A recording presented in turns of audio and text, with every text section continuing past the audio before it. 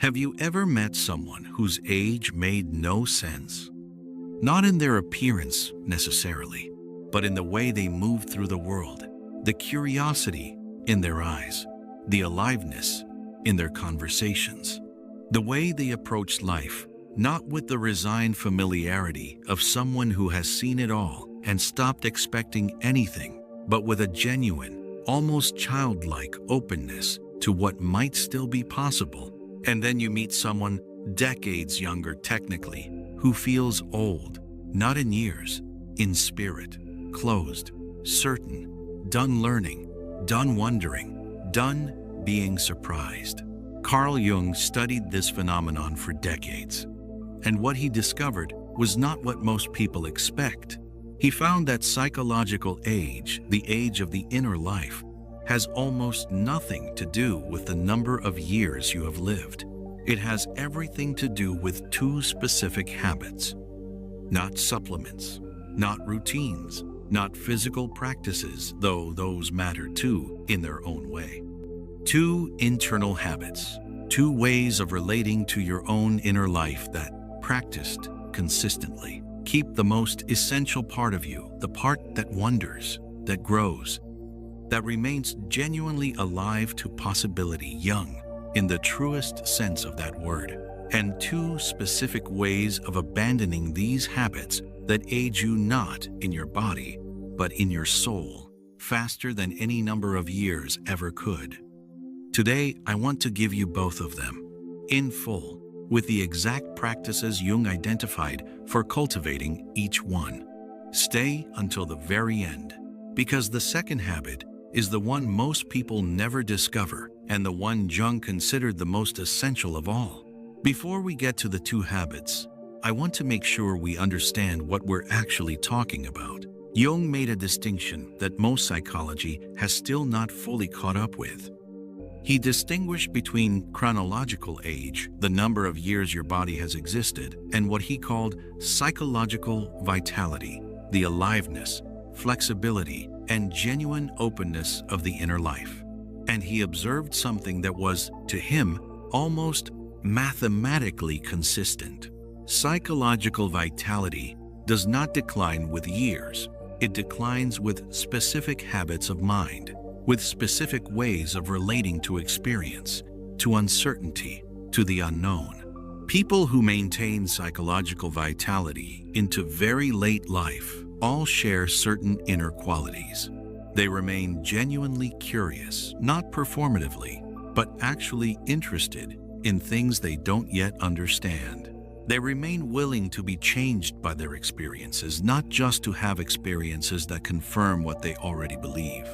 They remain in what Jung called productive relationship with the unconscious, the deeper layers of their own psyche that continue generating new material throughout an entire lifetime. And people who age psychologically, regardless of their chronological age, have almost always abandoned these qualities, not through failure, not through weakness, through two specific habits that quietly replace them.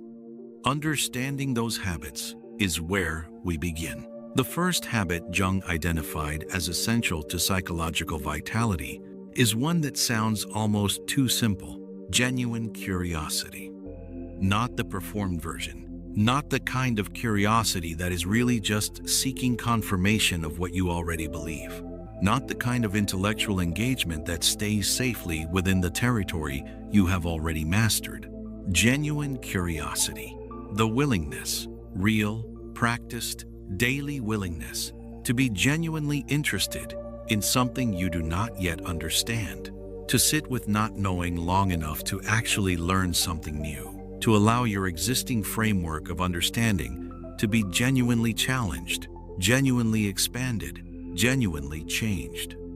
Jung called this the openness of the beginner's mind, a concept he developed independently of Eastern philosophy, but arrived at through the same observation: that the mind which remains open to being taught, which maintains genuine not knowing as a practice, stays alive in a way that the mind which believes it has already arrived simply cannot.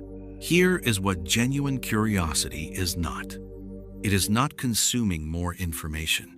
The modern world offers infinite information and infinite ways to consume it while learning almost nothing. True curiosity is not about quantity of input. It is about the quality of your engagement with what arrives. It is not being interested in interesting things, that is, entertainment. Genuine curiosity is being interested in things that challenge you, that confuse you, that sit uncomfortably with what you already believe. And here is what Jung specifically observed about the people whose inner life remained vital well into late life. They had all maintained a practice of what he called active questioning, bringing genuine, specific, personal questions to their daily experience. Not abstract philosophical questions, but real, lived questions arising from their actual life. Why did that interaction affect me so strongly? What does my resistance to this idea tell me about myself? What am I assuming here that I haven't examined yet? These are not casual questions. They are the questions of someone who is genuinely interested in knowing, not just in being right. And the daily practice of asking them keeps something open in the inner life that closes very quietly in the people who stop asking. Here is the exact practice Jung would give you for this first habit. Choose one thing from your current life, a situation, a relationship, a feeling, a belief, and bring genuine beginner's mind to it, not the mind that already knows what this is, the mind that is willing to be surprised. Ask yourself, what don't I know about this yet? What am I assuming? What would I discover if I approach this as if for the very first time? Write whatever comes, without editing for whether it makes sense, without filtering for whether it fits your existing understanding. Do this daily, with different material each day. And over time, Jung documented this with great consistency. Something in the quality of your thinking changes. It becomes more flexible, more alive, more genuinely responsive to what is actually here rather than what you have already decided is here. This is not a small thing. Jung said that the closing of genuine curiosity is the single most common form of psychological aging he ever witnessed, and that its maintenance practiced daily in the small, ordinary moments of an ordinary life is one of the most reliable paths to a psychological vitality that chronological age simply cannot touch. Now, the shadow side. The way of being that appears similar to curiosity, but is actually its opposite. Jung called it intellectual certainty, the habit of already knowing, of approaching new information primarily as material, to be sorted into categories you have already established, of engaging with ideas not to be changed by them, but to evaluate them against what you have already decided is true. This habit ages the inner life faster than almost anything else Jung ever documented, because the mind that already knows, that approaches each new experience through the filter of accumulated certainty, stops actually encountering anything genuinely new. Every experience simply confirms what is already believed. Every person encountered is quickly categorized. Every idea is rapidly sorted. And when nothing genuinely new arrives, when the inner life is processing, only confirmation of the already known something vital in the psyche begins to close. Not all at once, gradually, quietly, until the person looks up one day and realizes, without being able to name exactly when it happened, that the world stopped surprising them, that they stopped learning in any real sense, that something that used to feel alive inside them has become, in the most fundamental way, settled. Jung said this settling, this hardening into certainty, was the most common form of psychological death he ever witnessed. Not physical death, the death of the inner life while the body continues. The antidote is not more information. It is the daily, deliberate, humble practice of genuine not knowing. The second habit is the one Jung considered most essential, and the one most people never discover. He called it active imagination, but in its most fundamental daily form, I want to describe it as the habit of genuine inner dialogue, the practice of maintaining a real, ongoing, honest relationship with your own inner life. This is not meditation in the conventional sense. It is not mindfulness as it is usually taught. It is something far more specific and far more profound. It is the practice of actually listening to what is happening inside you, not managing it, not analyzing it from a safe intellectual distance, not suppressing it or performing it or using it as material for self-improvement projects. Actually listening, the way you would listen to someone you genuinely care about who has something important to say. Jung observed that the people whose inner life remained vital, who continued growing and changing and being genuinely alive to their experience throughout an entire life, all shared one quality that, on the surface, looked different in each of them but was fundamentally the same thing. They were in genuine relationship with themselves. They took their own inner experience seriously, their dreams, their emotional responses, their intuitions, the images and memories and feelings that arose spontaneously in the quiet moments. They did not dismiss these as noise or treat them as problems to be managed. They engaged with them. They asked them questions. They allowed them to have something to say. Jung called the inner figures that arise in this practice the dream characters, the recurring images, the personified emotional states, autonomous complexes. And he discovered something that was, to him, among the most important findings of his entire career. These inner figures are not random. They carry real information. They represent parts of the psyche that are trying to communicate something the conscious mind has not yet been able to hear.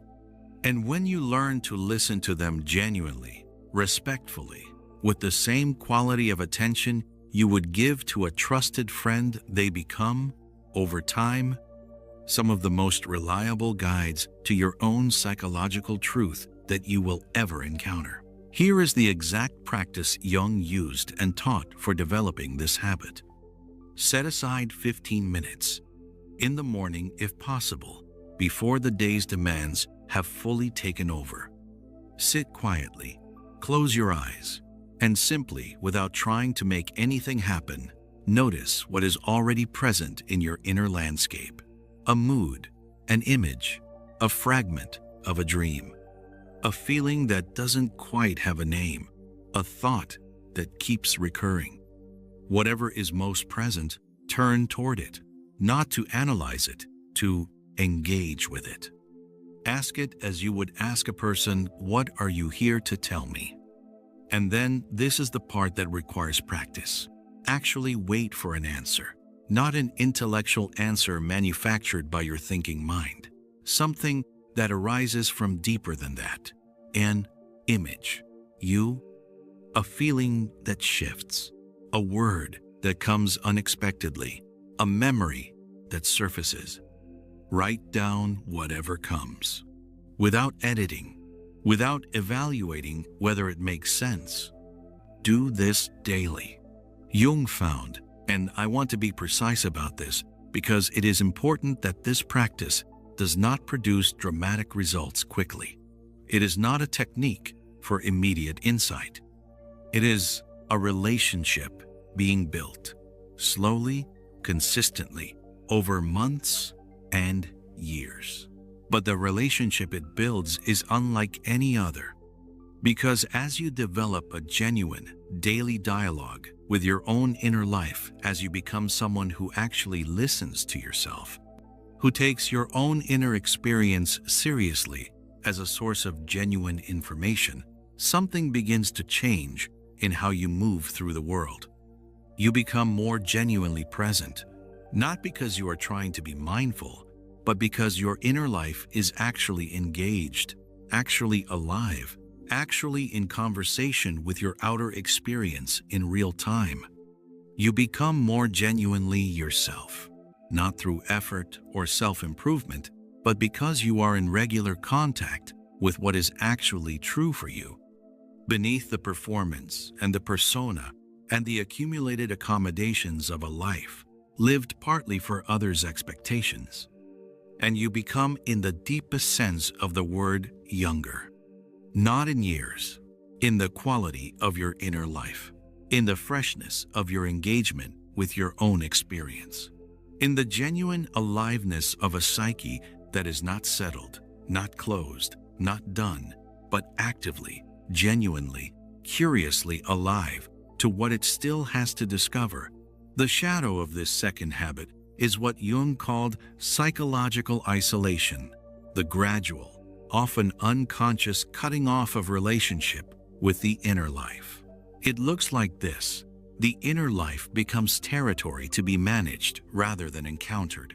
Difficult feelings are suppressed or analyzed away rather than listened to. Dreams are dismissed as meaningless. Intuitions are overridden by logic.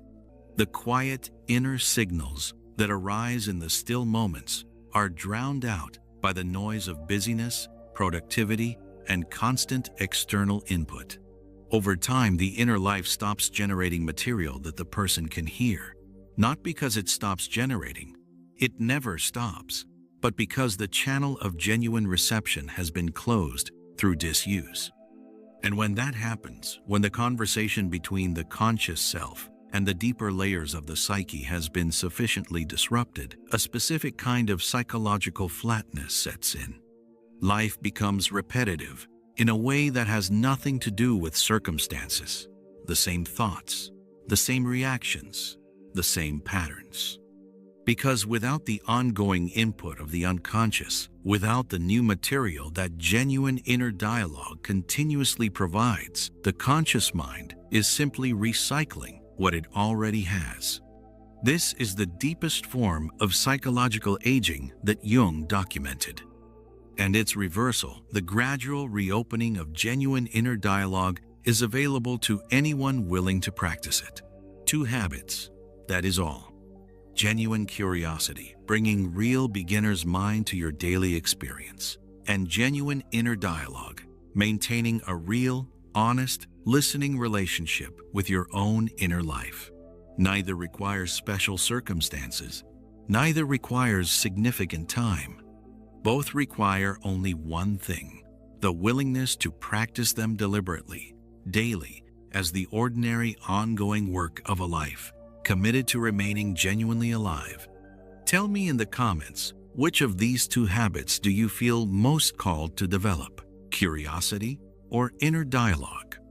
I read every comment. Subscribe to the Inner Persona, Weekly Jungian Psychology, for the ones who are committed to staying psychologically alive.